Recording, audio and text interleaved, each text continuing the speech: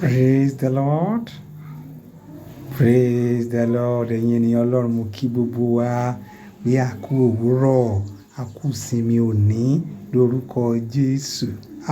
Ilé ológo tá a máa ń lé kò máa ní bọ́ sọnù lọ́wọ́ wa. Ẹ ṣé púpọ̀.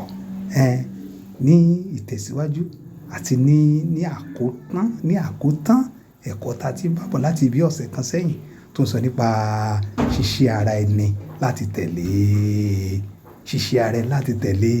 Ilé tó fẹ́ ṣẹ́ra rẹ̀, ta ló fẹ́ tẹ̀lé? Jésù náà la fẹ́ tẹ̀lé.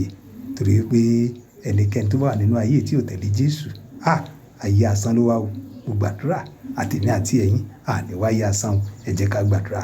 Ọlọ́run tó dá ayé àtọ̀run á gbé ọ̀gá sọ wípé o ṣé fún rere gbogbo lórí ayé wa, gbọ́ ọpẹ́ wa, gbogbo ẹ̀ṣẹ̀ dáríjì wá, yà wá sí mímọ́. Àlọ́nà rẹ fi ọ̀rọ̀ yé wa, jẹ́ kó yé wa, kí sọ wá di ènìyàn níwájú rẹ tó tá gbàdúrà lórúkọ ti Jésù Kristi Olúwa wa. Àmín.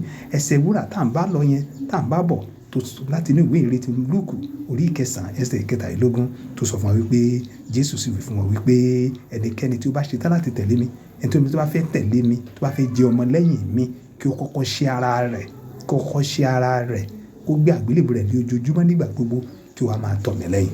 Ẹ̀yin ènìyàn Ọlọ́run, wòlíì ni ẹ́, òṣìṣẹ́ ni ọ́ nínú ọgbà àjàrà, àjíǹrere tí ẹ̀ ní ẹ́, olùsọ̀rọ̀ Ọlọ́run bíi tèmi náà ní ẹ́, ṣùgbọ́n ṣé ò ń tẹ̀lé Jésù? Òkun ní kùnkùn má ni mọ̀ náà. Ẹ wo gbogbo àwọn tá ti sọ látẹ̀yìnwá, ẹ lọ wo àwọn apá kìíní yẹn, apá kejì gbogbo ẹ̀yẹn nípa bá ṣe sọ wípé ó di dandan ká tẹ̀lé, bá ṣe lè ṣe ara wa láti tẹ̀lé Olúwa. Ní èní yìí, ní àkótán, ohun tó nílò náà tún ni wípé ọ̀rọ̀ Ọlọ́run pọn dandan fún ẹ láti máa kà, láti máa wò, láti máa ṣàṣìrò ẹ̀ lójoojúmọ́, láti lè ṣe ara rẹ, láti lè gbé àgbélébùú rẹ débi tó tẹ̀lé.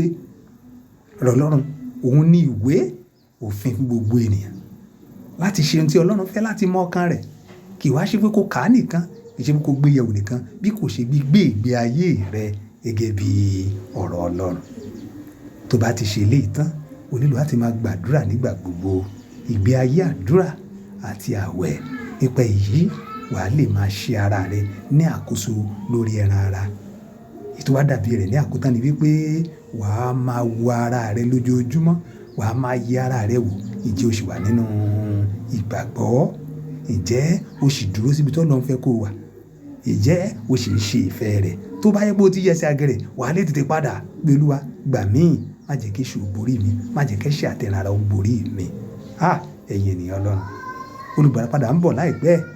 Jésù ń bọ̀ láti wá gbé wa níyàwó. Ìyẹjọ́ àwọn tó bá sì ṣe ara wọn nìkan lágbè níyàwó. Ǹjẹ́ o ṣe tán? Mo gbàdúrà ìfẹ́ tẹ́wẹ́ láti ṣe tán, Olúwa yóò fi fún ọ.